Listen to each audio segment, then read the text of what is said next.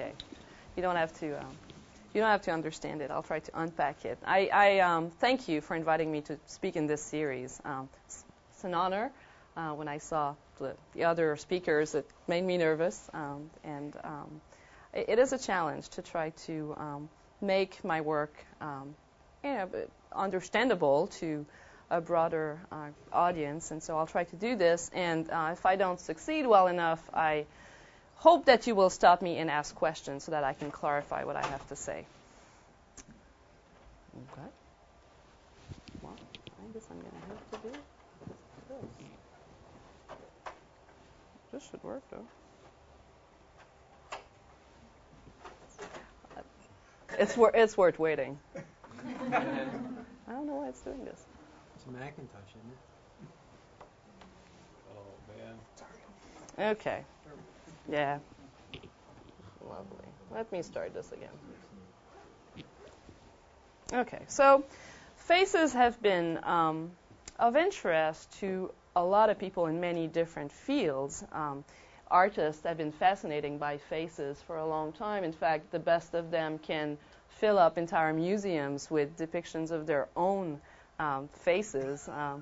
And I would like to talk to you about how psychologists find faces interesting and why we're excited about them. So one reason psychologists and cognitive neuroscientists are interested in faces is that we know that there is a place in the brain, in the fusiform gyrus, that responds more to faces than to objects. And you can see here that there's generality to this finding, so that many different kinds of faces will activate this area, and it won't respond so much to things like, for example, the back of somebody's head or an animal body. So this is of interest to psychologists, and it has led people to suggest that there is a special place in the brain for faces, that faces are special.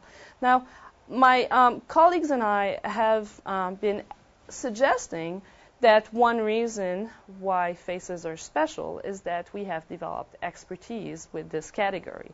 So some of my work in the past has been about studying effects of expertise with non-face objects and looking at whether the face system would activate. So, for example, in this study here, we looked at people who were experts with cars. We looked at people who were experts with birds. And we tested them with car, birds, and also with faces and objects. We found in the brain the area that was most active for faces over objects.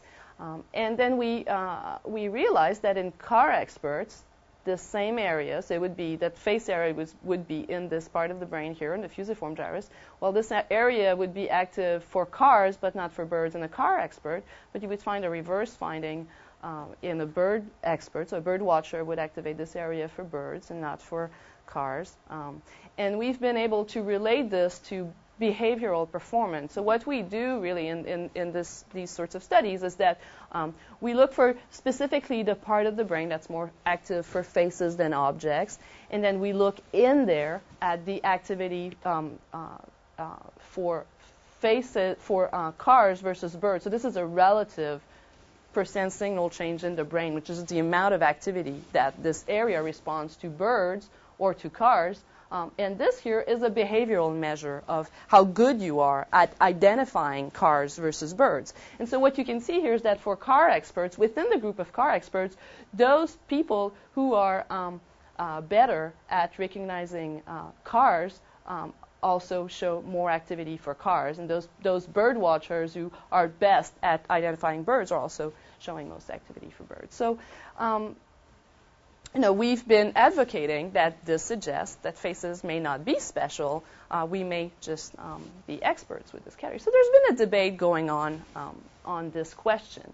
Now, what do you do when you debate a question like this for several years and there's no resolution in sight? Well, you look for a moderator. So and you would want this moderator to be somewhat neutral. So these guys, Liu and Chaudhary, wrote a nice review article a few years ago discussing, and they are neutral, they don't really care whether faces are special or not, but they wrote about this question asking, well, how can we think about this question? Maybe there are several different dimensions along which faces may be special, as opposed to just thinking of this as a single question. So, for example, they said, well, you can ask whether faces and objects are represented by, are processed in a single system or by different systems, multiple systems. And if they are multiple systems, you still have to specify what it is that distinguishes these two different systems. But they said, well, there are other questions that you may want to ask when you say, are faces special? You may also mean, is the specialization for faces and objects something that's innate? Is it a matter of maturation? It is something that's entirely learned. And so you can ask each of these questions, and you may get different answers to your question, are faces special or not? They also went on to suggest that you can independently ask questions about the mechanisms, the neural representations, or whether these things are innately specified or whether there's plasticity in these systems. And again, you have different answers to that special versus not special question on all of these dimensions. So if you've been paying attention, you have different dimensions, you have different answers for each of them. And so instead of asking whether faces are special or not, what you get is, well, maybe faces are special, not special, special, weakly special, and special. You get a lot of different combinations, and only two of those they're completely not special, or they're completely special. That's kind of humbling and important to pay attention to. And it leads you to think about defining the question you want to ask a little better, and making sure that the data that you're looking at really addresses that specific question. And so that's part of what I want to look at today. The work I'm going to show you today is based in a general interest I have in the fact that many of us have expertise in several domains. So we may be experts with faces, but for any of us in our hobbies or our jobs, we also develop perceptual expertise in other domains. And so it's important to me that people realize expertise is not a rare thing, at least visual perceptual expertise. And several of us study the brain, and we've developed perceptual expertise in brain anatomy, for example. Here are a bunch of different examples. And so I'm interested in how different types of expertise kind of cohabit in the visual system and what you can learn from the fact that people are experts in two domains. So an overview of the talk, I'm going to tell you about two lines of research, both of them comparing faces and cars, both of them concluding that cars are processed more like faces in car experts than in car novices. But there's a difference in these two different lines of work. The first line of work only really has indirect implications for modularity. And that's important for me to point out. Not all work that we do on expertise offers an answers to the question of whether faces are special or not. It's still very interesting work for other reasons. And so it's worth doing, but I think too many times the work is caricatured as, okay, well, you get an expertise effect, therefore faces are not special. It's not as simple as this, so I'd like to point this out. The second one, though, I think can address this issue more directly, and so we'll talk about this. Yeah, sure. Because the word modularity is used in different ways. Mm-hmm. Can you just clarify? Yeah, this is modularity broadly in the Fodorian kind of way. So Jerry Fodor talked about why we may have modules to kind of preserve our perception from kind of top-down influences, so that you can have a veridical perception of the world. It would be a good idea that your perception be protected from these sorts of things, like what you expect to see out there. And the most important feature, this definition has evolved over the years, but the most important feature for people in this field is that we talk about a module when we have a domain-specific process. So when we have a system in the brain that is specialized to process objects, in this case, of one domain, we would call this a face recognition module. So you have to define the domain in order to talk about.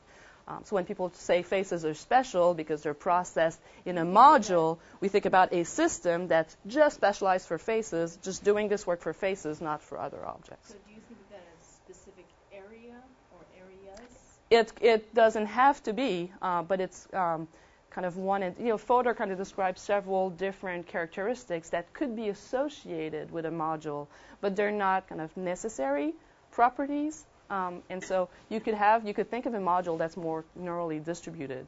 As long as it's doing its job only for one domain, you could still talk about it as a module. So that's one problem in this field, is that people do use the term in different ways. So it's a really good question. So as I said, I'm going to look at car expertise. Why use cars? Well, one reason is that we can find car experts in the real world out there on campus. In fact, if we just, my students tell me, if we randomly test people without even advertising for an interest in cars, we will get a small proportion of them who are just really, really good at recognizing cars. So we can get a range. Also, cars do not look like faces, although we could argue about this. I have argued with people about this. It depends if you have kids and if you watch, children's movies. That's one factor.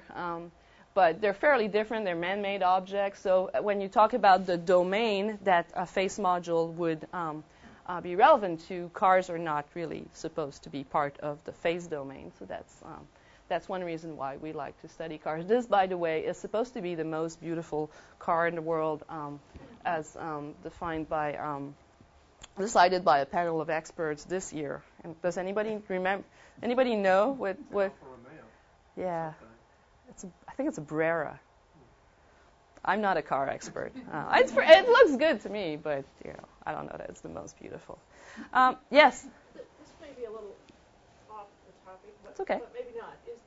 So cars might be expected, or car expertise might be expected to be gender-based. Is there a gender bias here, and does that enter into the discussion? So you mean that more of the car experts are males?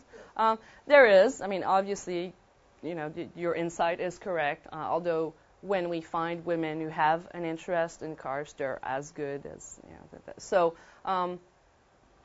it could. It's not important for the discussion I have here, but it is. It does limit maybe the generalization that we can. I mean, our samples are.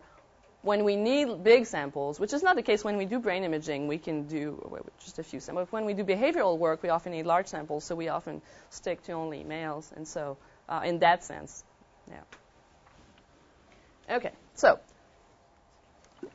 I want to tell you how we measure car expertise, because we can't just ask people whether they're car experts or not. Most men claim to be car experts, and when we measure it, they're not. And so we needed to devise a test for this. And one reason this is useful is that we no longer really think of expertise as kind of a dichotomous thing where you have experts and non-experts. It's a continuum. We don't, if you look at the whole population that we test, we do not get a bimodal distribution. I'm going to show you some results where I say these are novices and these are experts, but then I'm always going to show you a correlation of something with a continuous measure of car expertise, and this is the measure we use. So we use a very simple task where you see a picture of a car for a second, and then a mask, and then another picture. You're supposed to decide whether they're from the same model or not, regardless of year or color or slight changes in viewpoint. And you're supposed to do this also for objects of a different category. We use birds because we have studied bird watchers in the past, but none of our subjects have any bird expertise. So this is kind of a baseline for how good they are at these kinds of visual tasks. And so we basically define car expertise as how good you are at your sensitivity on this task compared to your sensitivity on this task. And one thing that's important about this task is that it does not require naming. So novices can do it. They're not at chance. Even if you don't know the labels of these cars, you can still guess that some of these are from the same model. So we quantify car expertise in this way. Now, the first line of research I want to tell you about is about the effect of expertise on the capacity that you have to store objects in visual short-term memory. So visual short-term memory is what you need to remember what's out there once you close your eyes and you turn around. It's very useful. If you try to wire, your DVD player to your TV and you're looking at your diagram here, and then you go and you have to play. You need to remember the information, in that brief moment where you turn around. Otherwise, you're not going to be able to do it. Well, visual short-term memory helps you do that. Now, how many things can you store in that short-term memory? And there's lots of work done on this. This is one example that's kind of modal, where you measure the capacity of visual short-term memory with very simple objects like colored squares. And so you might see this briefly, and then it goes away, and then one of them changes, and whether you can detect it or not depends on how many you could store. So this sort of research has suggested that you can store about between 3 and 4 objects in visual short-term memory. After that, your performance declines quite a bit. But what's interesting here is that a lot of this research is really based on very simple objects. So we don't know much about more complex objects. Now, in recent years, there have been people looking at visual short-term memory capacity. I'll say VSTM, it's easier. Visual short-term memory capacity, VSTM capacity, for more complex objects. But we wanted to know whether your expertise with a more complex object, like a car, like a face, would really make a difference. So this work was done by Kim Kirby, who was a graduate student, graduated last year from this program. And the first thing that she wanted to do was just measure visual short-term capacity for faces. How many faces can you store in short-term memory? So this is a picture of a trial in her study. So at first, you're going to hear numbers, and you're going to have to rehearse them throughout the trials. This is simply done so that you cannot use verbal encoding. We really want to test how you can encode these things visually. So this is just to keep your verbal memory busy. Then you see a display with a few faces to study for a brief amount of time. Now, we're going to vary how long this is shown, but it could be half a second, it could be longer. And then you get a display, and you have to decide whether this face was part of the study display or not. And then at the end, you need to make sure that you remember those digits that you were rehearsing. So we're trying to see how many of these faces you can store in your visual working memory. Now, I'm going to show you a measure of how many items you can store. Okay, so this is 1 item, 2, 3, for 4 different categories. So the upright faces I've just shown you. We've also done inverted faces. That's because a lot of the work that suggests faces are special shows that upright faces seem to be special. Inverted faces seem to be treated a little more like objects, so they're a good control. And we've also used upright and inverted cars. But keep in mind that in this study, we're only looking at novice subjects. So there are people like you, and how many cars can you store in your visual short-term memory? So here we have different encoding durations for the study display. And this is important because that's one thing that we realized when we were doing this work. Encoding colored squares, that's fairly quick and easy. Encoding and memorizing 5 faces that look alike, it takes a lot longer. So we, throughout pilot studies, we realized that we did not find maximal performance until 4 seconds of encoding. So that there's quite a difference. Typically, the colored squares are done at half a second. Here, this is a lot longer. So let's just look at this because this is the best that people can do under these conditions. And what you'll see is that one of the conditions stands out. People can encode more upright faces than they can encode inverted faces or cars, be they upright or inverted. So there seems to be an advantage, a bigger capacity in visual short-term memory for upright faces than for other objects. But that's not holding expertise. This is just for novices. Yeah. So the hypothesis here is that this could be due to your expertise with faces, but it could be due to the fact that faces are special too. So here's the task with cars. Okay, so exactly the same task, but you're encoding different cars. But obviously, the next step was to do it with a population of car experts. So here I'm showing you car novices and car experts just for upright and inverted cars. So what you see, and we can just look at the 4-second durations. You can see that for car novices, so these 2 white bars, you get the same capacity for upright and inverted. That's a replication of what we just saw. It does not, the orientation does not matter. But because car expertise is also orientation specific, we we all have more experience with upright and inverted cars, and car experts really do too. And so you can see the same advantage that we have seen for faces appear for cars for experts. And here is what I promised you, a correlation of the maximum number of cars that somebody can encode correlated with this behavioral measure of expertise. Okay, so it really depends on how good you are at discriminating cars. You can store more of them in your VSTM. Any questions about this? What are the dark and light? Sorry, these are people. Well, these are the experts and novices from this graph. And there are also people who say that they claim to be experts or novices. So our measure is correlated with self-report.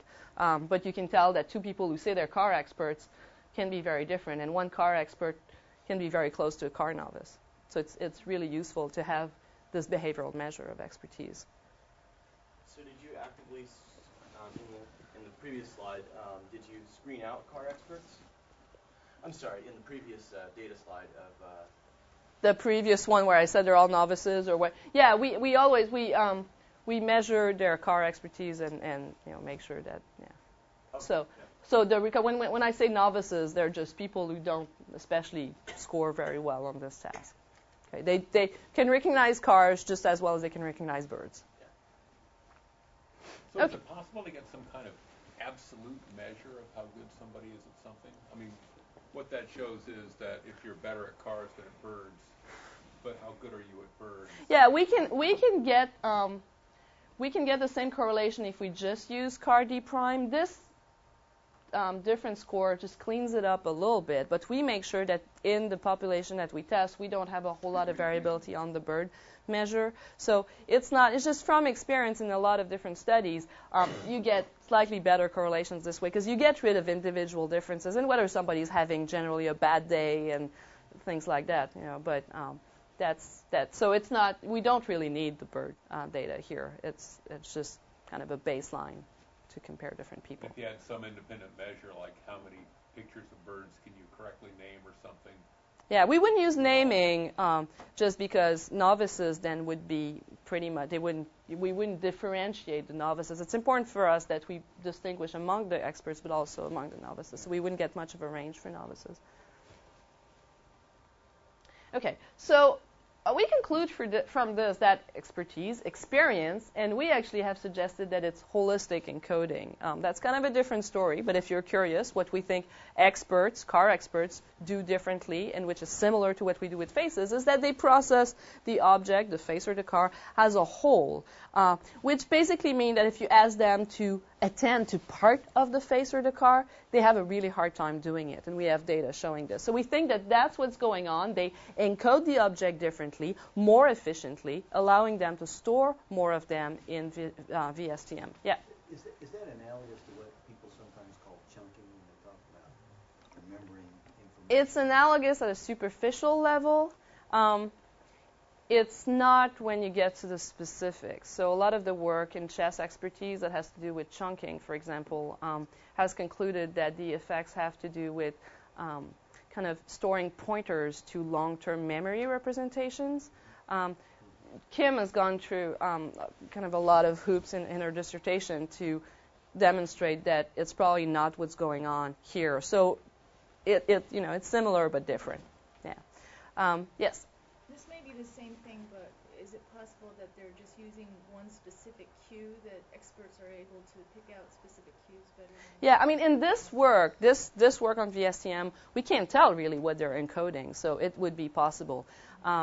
The other work that we do in car experts and studying faces suggests that that's not what they do. That when you ask them to do this, to find a single feature or to just attend to a single dimension of the object, they can't do it. They really have a hard. Novices can do that fine. Novices tend to just say, "Oh, I'm going to use the wheels. These seem to be most different, so I'll do that." Experts just see the difference and they seem to use more of the information. Yeah. Okay, so this shows that faces in cars in experts show similar inversion effects, which has been disputed in the literature, so we were glad to see this.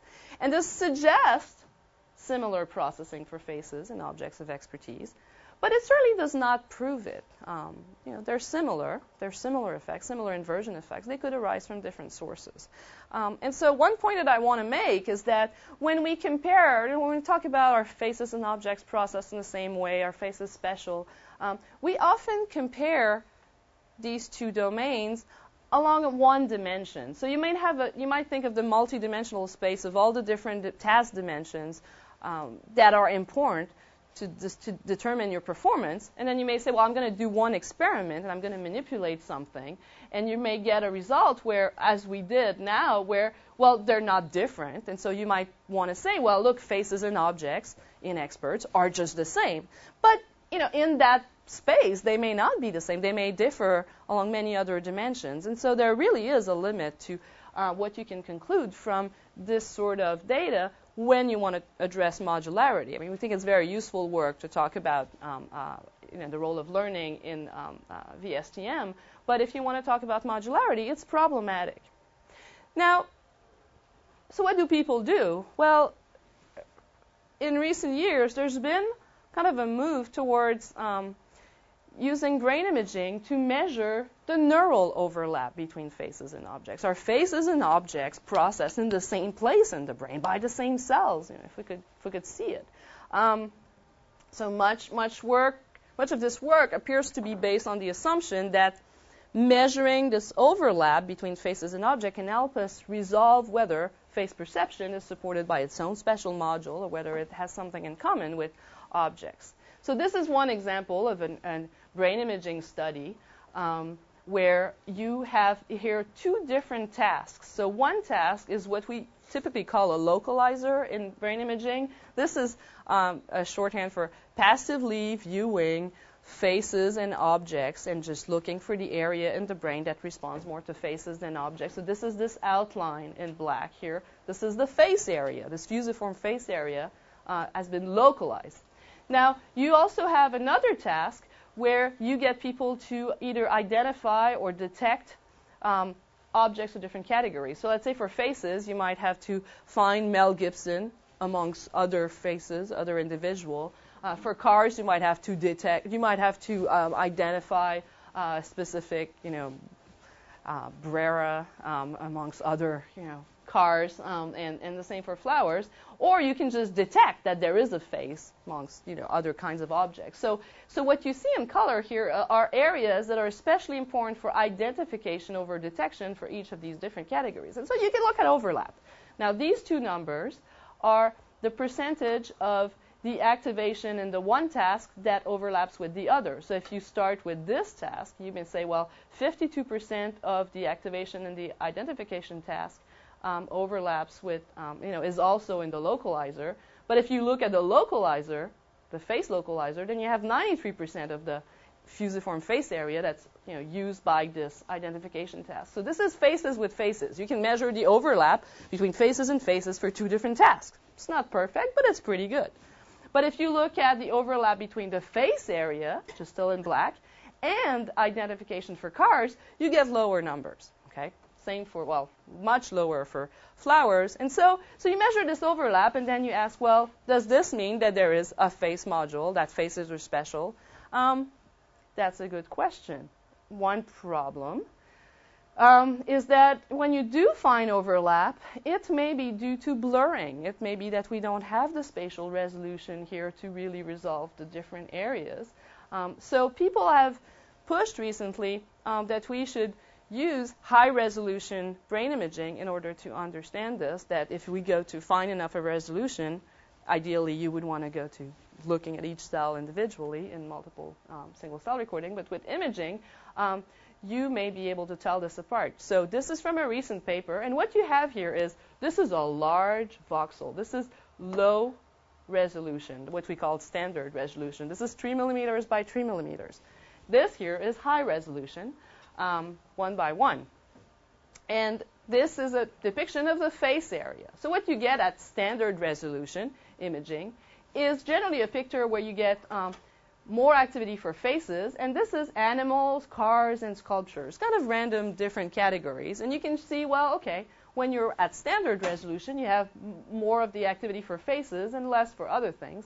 But this, when you go to a finer resolution, could translate into many different pictures. And so, for example, you might actually get two different populations in that large area, one of them being very selective for faces, only responds to faces, not to anything else. And then you might have some blurring, something else that's kind of coming into there. That's really a different area that responds to anything else. Okay, but you can also get, you can actually get the same results, but in a patchy organization. So instead of having all of the face neurons all together, you might have a bunch of different patches of those, but amongst that, you have little pieces that are not face selective. So you might be able to see this and differentiate these two when you're at high resolution.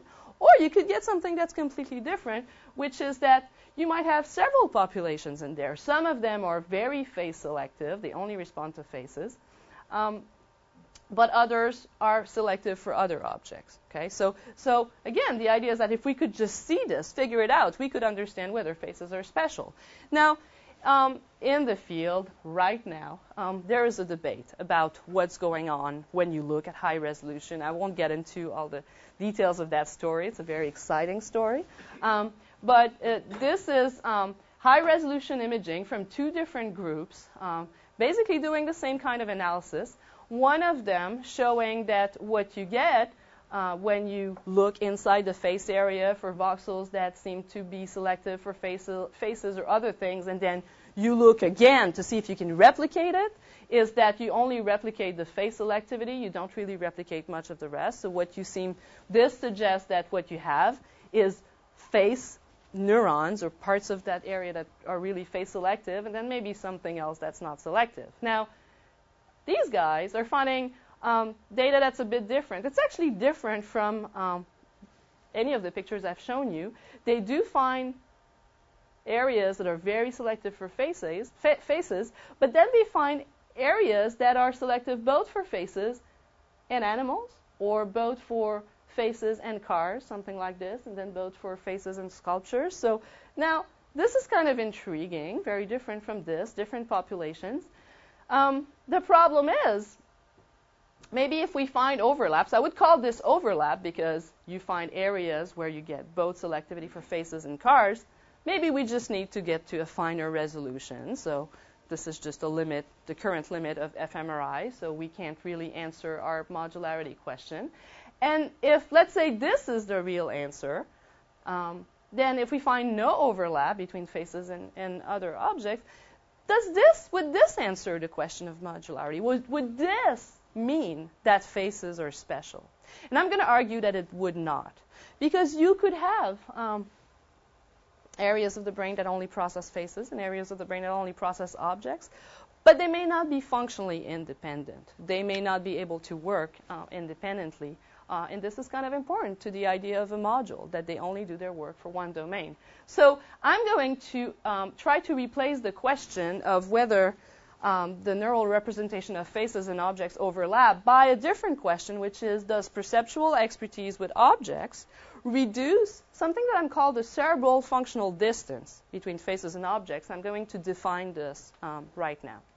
So this is a notion that has been proposed by Kinsborn and Hicks in '78.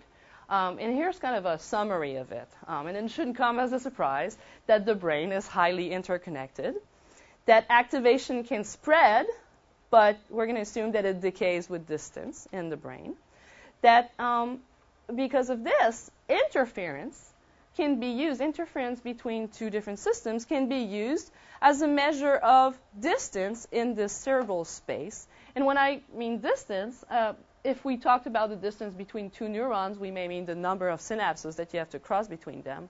If we talked about the distance between two areas, we could talk about the density of connectivity between two areas. So two areas that are densely interconnected are going to be closer in cerebral functional space. They're more likely to interfere with one another. So what's important here is that in contrast to a modular framework, the distance between two systems will matter for performance even when they're not overlapping. And let me try to explain this, but this is kind of crucial. So here's two different systems in the brain. So these could be fMRI voxels, but they could be single cells. It doesn't matter. There are two different systems for two different categories. And here they're clearly spread out in the brain. Here they're getting closer. And here they're really kind of interspersed, but they don't overlap. Okay? We're going to assume here that they don't overlap at the resolution of the technique that you're using, whatever it is. And so no overlap equals no overlap equals no overlap in a modular framework. So in the sort of studies that I've talked to you about, if you don't find overlap, when you say 0% overlap, well, you're done, and you don't really care what the distance is. So you really need some overlap to get a graded measure.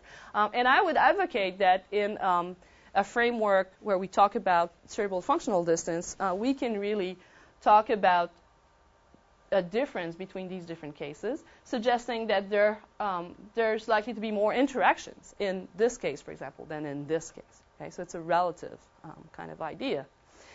So in thinking in those terms, we looked at competition between faces and cars rather than overlap. And we're going to look at this behaviorally. And it's important to realize that behavioral competition may or may not mean that there is overlap in the brain. But it's important to realize that an increase in competition would indicate that there is a reduction in cerebral functional distance. So if two domains interact more, that's because they're closer somehow in the brain. Okay? Does that make sense? Any questions on this? Okay. So the first study was done with Kim and Tim Curran, who's at Boulder. This was an experiment where we wanted to force people to process faces and cars at the same time. So the task was fairly complex, but I'm going to try to explain it to you briefly and let me know if you're confused. On this task, you're seeing a face, a car, a face, a car, a face, a car, one at a time. They're interspersed. They're all made out of two independent parts, and there's a line across them to separate them. There's a clear top and a clear bottom to each of these images. And you're told to only attend to the bottom half of all of these images. Yes? Are the faces always neutral? The faces are always neutral and are always unfamiliar people. Yeah. So your job is so you see the first face, you see a car, you see the second face, you're supposed to press same or different whether this bottom half is the same as the last bottom half that you've seen. And then when you see the next car, you're going to have to do this for the car and so on. So you are making these one-back judgments about whether the faces or the cars, the bottoms of them are the same as the last one that you've seen. Now, why would we bother doing some torturing people on a task like this? That's because it allows us to do a number of things. It allows us to measure what I've called holistic processing for faces. So the idea is that we ask you to ignore the top, and we can measure whether you do. Because sometimes when the bottom half is different, sometimes the tops are going to be the same, and this should make the task harder. Okay, so we have trials where the top is congruent with the judgment you make with the bottom. Sometimes the top is incongruent, and we can compare the difference. And if you are following our instructions and you really can do this analytically, it shouldn't matter. You should find no difference. So this is a measure of holistic processing for faces. We can do the same thing for the cars in the same task. So whether you can ignore the tops of the cars too. We also tortured people in this control condition where the faces are exactly the same, but the cars are different. We just flipped the top upside down. The reason we did this is because this should mess up with the expertise of our car experts, right? They're experts with normal upright cars. When you do this, you would expect car experts not to be able to use their holistic processing. So this is a control condition. Now, what we're interested in is whether when your holistic processing of cars increases because you're a car expert, whether it's going to compete with your holistic processing of the faces. Because when you are making your judgment about a face, you are holding in working memory part of a car. Okay? So it's a weird task. But subjects can do it. They can understand it, and there are kind of good reasons why it is so complex. Yeah. So the control for this would be to run the faces without the cars. You can do the faces without the cars. You're going to get a performance for how well people can do this in kind of a single task performance. we call this a better control because both of these are dual tasks, and in fact the instructions are identical for both because we ask people to only pay attention to the bottom halves. So it shouldn't matter what we do with the top. So we can really measure what subjects are doing kind of automatically without. Yeah.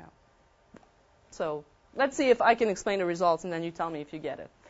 It's tricky. So I'm going to show you performance for the cars first. This is only the car novices, and this is a measure of holistic processing. This is just the difference between those congruent and incongruent trials. So if you score high here, it's because you have a hard time ignoring the part we're telling you to ignore. Okay, so this is a bias to kind of look at the whole, even though we're telling you to look at a part. So car novices do this to some extent, and they do it more on normal cars than weird cars. The transform cars are a little easier to process analytically. But what's interesting is that car experts show this a lot more. So car experts process normal cars a lot more holistically, and there's a bigger difference between these two conditions. So what we want to know is, what does this impact for the face perception? So here are the face trials, and it's important to remember they're exactly the same in both contexts. Okay, so whether the cars are normal or transform, what you're doing on the faces is identical. And for car novices, you see that faces are processed a little more holistically with normal cars than with these strange cars. And this effect reverses in car experts. Okay? They seem to process faces more holistically, if you remember, in the situation where they process cars less holistically. So there does seem to be a trade-off here. Yeah? Is the measure of holisticness based on how many errors they made? Yeah, this is it's the performance in those congruent trials compared to the incongruent trials. So it is errors. It's not reaction times, it's errors. So what we do is we just take this here as a measure for the effect of the car context on the face perception, because again, the face task is the same. And I'm going to show you the correlation. So this is what we call face interference index. I'm going to back up. It's just the difference between these two conditions. It is whether the context, the car context, matters for face processing. It shouldn't, if they don't compete. But it does matter as a function of car expertise. The more a car expert you are, the more the face, the car context influences your face processing. The more holistically you process the cars, the less holistically you process the faces. So some competition in this context. So we find this expertise-dependent competition, and it's happening when both categories are relevant and they're held in working memory. So both of them, you have to process the cars and the faces at the same time. It's really hard. And this could happen at different loci. It could happen perceptually. It could happen in working memory. It's not trivial to figure it out. So in more recent work, we have tried to find more direct evidence of perceptual interference when only one category is task relevant. So what we want to know is, are faces and cars going to compete when I tell you, well, just the faces are relevant? Are the cars going to come in and compete anyway? Yeah. Can we go back just for a second? To what? One more back to that. Yeah. Okay. So the crossover interaction is completely consistent with the argument, but yeah. there's a main effect there where car experts are showing greater holistic processing across the board for faces. But isn't that? Do you make anything of that? That seems kind of weird. We don't. That's why we build in these kind of within subjects control conditions, is because we, even though we treat everybody the same, there sometimes seems to be a difference in the motivation that our subject, when they're an expert and they're coming in for a car expertise study, they want to do their best at everything, and they seem to often perform a little better on everything. That's my only explanation for this. It's something that I've seen in the past, and that's why I wouldn't just look at absolute differences between groups. I would build in a comparison between conditions with them. Seen it in the past, meaning that this is a systematic difference, where if you're a car expert, you also show greater holistic processing for faces. It's a systematic effect that car experts often sort of show bigger effect or do better on tasks than on any, not just on faces, but on other things. There are often group differences that, to us, would be hard to make something out of unless we can really deal with possible differences in motivations for these subjects. Because they really come in kind of pumped, I'm a car expert. So their absolute performance is better. I mean, those are different scores. Yeah, those are different scores. But we also, right. So it's a very complex, and I'm showing you a difference of a difference of a, I realize this. So, and I couldn't really interpret those absolute group differences, not in these studies. Okay, so the new work was done in collaboration with Frank and with a student, Tom McKeefe. And this is a simpler task, so you're going to love this. What you get is on a trial, you study two faces. So this is going to be your left face and your right face. You look at them for a few seconds. And then you get a series of face, car, face, car, face, car. And your job is to decide in this rapid stream whether you see the right or the left face. You try to find the one target. It's going to be one or the other. So you're just going to make a judgment at the end of the stream. The key is that we're going to manipulate how fast these objects are presented, how fast they alternate. Okay? And so we are going to do this, and we're going to vary how fast they alternate using a staircase so that we can measure your threshold, your 82% accuracy threshold. Now, your task is to do only faces, so the cars may interfere or not, depending on your expertise. That's the question. We have a control condition here where we replace the cars with watches. But in both cases, cars and watches are irrelevant, task irrelevant. Okay? So here's the presentation rate threshold that we get for car experts and car novices when you're looking for faces amongst cars and faces amongst watches. For faces amongst watches, your car expertise does not matter. That's not surprising. But for faces amongst cars, novices do better than experts. So they can find the face in a serial presentation that's faster. So this suggests competition from the cars on the faces, even though the cars are task irrelevant. Now, we want to look at this in a correlation setup. So what we do is we look at the interference index, which is just the difference between those two conditions over the sum of the two. And what we get is, not surprisingly, a nice correlation between, again, this behavioral measure of expertise and whether cars interfere with faces. Now, in this study, it's interesting because you might say, well, there are different reasons why you may get this competition, and one of them is a little more boring, is that car experts are interested in cars. They just pay more attention to the cars, and so they're distracted. So what we do is we change the search to a search for watches, and then we again have cars, which, if it's just that they're distracting, they should compete with the watches, or we have your search for watches, and then you have faces. What we get under these conditions is very different. So here you have a search for watches amongst faces. Your car expertise does not matter here. But when we search for a watch amongst cars, car experts do better. Now, they don't do worse. They do better than car novices. So car expertise facilitates the perception of watches amongst cars. We think that the difference is because you process watches and cars differently. You process watches more analytically. You process faces more holistically, and cars are processed holistically too. So they're going to compete because of that similarity in processing. But this really helps us eliminate the possibility that the effect is simply due to attention or distraction from the cars, and here's the correlation for this effect too. So this is all the same data that I've just shown you, and from this we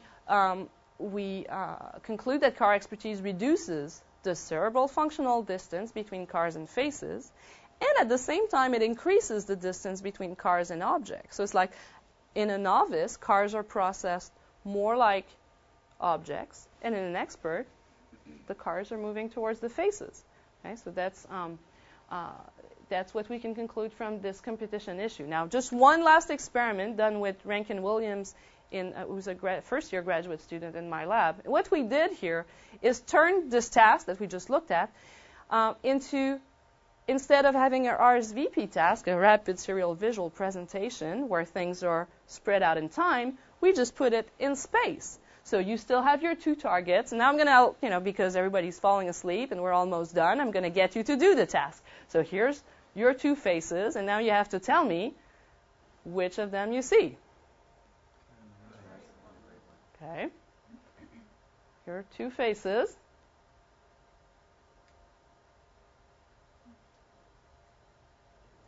Left. Okay. Here are 2 faces. Last chance. Yeah. Okay, so what we're doing is you get 2 targets, you get a brief interval, and then you always have one of your targets present, always the same number of faces present, and what we vary is the number of cars. You may have 2, 4, or 8 cars. They're irrelevant to your search, and you should just ignore them. Okay? But we want to know whether you can do this if you're a car expert. So here's the reaction time in this task for 2, 4, 8 irrelevant car distractors. Okay? In a car novice, it really does not matter how many cars are there. You ignore them. They don't look like faces. You're not looking for a car, so you ignore them. But in a car expert, the number of irrelevant distractors matters. Okay? And this is a significant interaction. We do a control. We don't do couches because it's C, the same as cars, so we do sofas. Sofas amongst sofas and cars. So the same thing. You're looking for your sofa, and there are 2, 4, or 8 irrelevant cars. If the cars are just distracting, it should produce the same effect, but it does not. We do not find a significant interaction here between car experts and car novices. In fact, car novices, in this case, the effect is flipped. They're doing worse. So this, again, allows us to say that it's not because the cars are more distracting or grabbing attention. It really has to do with specific competition between faces and cars. And here are the correlations to go with them. You get the picture. So I'm pretty much done. And what I want to argue is that, even though we may not know yet and may never know all of the different dimensions in the space that we need to understand how 2 domains relate to one another, because there's many, many things that may matter, we can still look at the distance between these 2 domains by looking at competition between them. And we hope that this relates to the distance in the brain in some non-trivial, important way, so that we can talk about the modularity of these systems using behavioral evidence. So it's some degree of overlap between faces and objects may not be enough to reject a modular account. So that's one problem with the fMRI data. And no overlap does not mean that the 2 systems are functionally independent. So for this reason, we've moved to looking at the cerebral functional distance, a reduction in cerebral functional distance, an increase in competition really, between 2 domains, argues against the functional independence of the systems that support face and object perception. Wherever this happens in the brain, you don't seem to be able to process cars and faces independently if you're a car expert. This is what this means. And I think this is a useful framework because focusing on this rather than overlap, as I told you, because it allows for more graded measures, even when there is no overlap in the brain, allows us to be more sensitive to dependencies on tasks and context, because we can see how things depend on these different contexts. We can see changes with development, we can see changes with experience, and of course it's limited in the sense that right now we can only look at this behaviorally. We don't have a very good way yet to look at the exact distance, that connections between 2 systems in the brain at this scale. But we would like to push the work into brain imaging soon, and so I think I will stop there. Thank you. Sorry, I went a little longer. Oh, well, just 2 minutes maybe. Any questions? Yeah, Tom. So at the moment, I mean, suppose you just substituted the word representational for cerebral in your distance thing. Yeah. That would be better, right? Because what you have are sort of standard cognitive psychology data about competition between representations, and they interfere with one another. And so you kind of preempted this question a little bit at the end by saying, well, we don't have the brain data yet that shows that it's really cerebral functional distance that matters. Well, here, we don't know how it relates. Unless you think the yeah. two things are the same and there's no distinction. We hope it's the same, but we haven't demonstrated it. And it's not trivial. You could say, well, why don't you do the competition studies in the scanner? And it's not trivial to do it. In these studies, in the behavioral studies, we can measure performance for faces or performance for the cars and look at how one interacts with the other. When you're with brain imaging, if you're at a resolution where the voxel shows you a response to faces in cars, which is what we get in a car expert, then you're going to get kind of a summed activation when you get both conditions, and you don't know what of it is competing with what, and it's very hard to make predictions for brain imaging. So, we've done it. The first behavioral study I've shown you, we've actually done an ERP study of the competition design, kind of looked at when you can find interference, because in time you can separate your response to a face in a car. But in order to do this in the brain and look at this spatially in the brain, we have more work to do. It's not trivial. So we think it's the same thing. I think it's likely to be the cerebral functional distance that we measure behaviorally is likely to be, as I said, just a function of the density of interconnections between two areas. And it could mean overlap, but it doesn't have to. I mean, overlap is the ultimate, lack of cerebral functional distance. But I think we still need to demonstrate that. Yeah. So with the ERP, sorry if I can just follow up for a second with the ERP study, what's the kind of analysis that you've used for that? Is it sort of distribution or have you done? Yeah, I mean, we had electrodes everywhere, but we were specifically interested in the N170 component, which you can find at occipital temporal electrodes that kind of peaks around 170 milliseconds because it is the first potential that you get that's selective to faces. Right. And so that's where we saw a correlation with our competition index. The analysis is on the scalp distributions or the current density functions, or have you done localizer? We don't do localizers. It's just looking at the N170 the way that it's typically, just stronger there, but it is not an attempt to localize the effects. It was an attempt to localize them in time so that we could say we can pick up competition as early as we can pick up selectivity for faces. Yeah. So even though the task, remember that weird task is very complicated, even though it has a very strong working memory component, we can argue that it may be perceptual because it's very early. But that's a very indirect argument. That's why we're moving towards more simple, directly, more perceptual tasks. Yeah, Anna.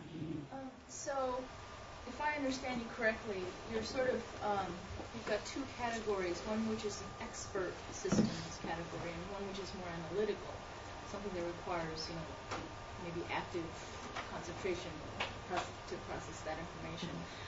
Within the expert system, you have limited resources. And so, related to the question of whether within the expert system there is subdivision into faces versus cars or whatever, in your task in which you had the subject look for cars with face distractors, did you do also cars with car distractors or cars with other types of holistic distractors, just to address the question of whether it is just the total number of holistic objects there, or whether there's categorization within those types? Yeah, no, we haven't done this because we know that if you were doing a visual search for cars and you increase the number of car distractors, even in a car novice, you're going to get, an effect of that. And also, we were just talking about this in the lab meeting yesterday. It is not trivial to address the question you're asking because cars are always going to look more like cars than any other control condition you use, and so you may get more competition between cars and cars, not because they're just because they're visually more similar, and so for subjects it's harder to keep them apart. So we're thinking about that, but that's a tough question. But just to come back to what you said, I'm not sure we're ready to say that there is a system for analytical processing and a system for holistic processing. I mean, in a way, to me, that would just be replacing, there's a face system and there's an object system, and we're just going to relabel them analytical and holistic. Pre-holistic and post-holistic. Yeah, I mean, I think I talk about holistic and analytical as two different strategies, but I actually think about them in terms of a continuum of strategies. So instead of thinking about two separate systems in the brain, you could just say that you're gonna be in the visual cortex, you're gonna be using things that are closer cerebrally in that space if the strategies are more similar, right? So you don't necessarily have to draw boundaries around these systems to talk about changes in the distance between two different tasks. So that's one subtle distinction. But I'm not trying to relabel systems. I'm trying to say maybe we don't really have good evidence that there are separate systems here. Right. Yeah. So ultimately, the way I think about things, I think about neurons. And, well, is this one neuron also firing for faces in cars, or is it, simply encoding the ultimate overlap. Sort of that recognition, or, so that kind of overlap is what I'm thinking. Yeah, and it is a good question. We can't, address it with imaging or with behavior, but there is single-cell recording data out there that suggests that if you have a monkey who's doing a task with faces and doing a complex task with, let's say, it's been done by Claude Gauthietis with fish stimuli, you can find cells that will be selective for diagnostic features within the face category and within the fish category. The same cell will be doing very complex work for categorization in these two domains. And it's a non-trivial number of these cells so there seems to be some overlap. But my more general point here is that you're going to find some overlap. Let's say it's 20% of the cells overlap, in any one study.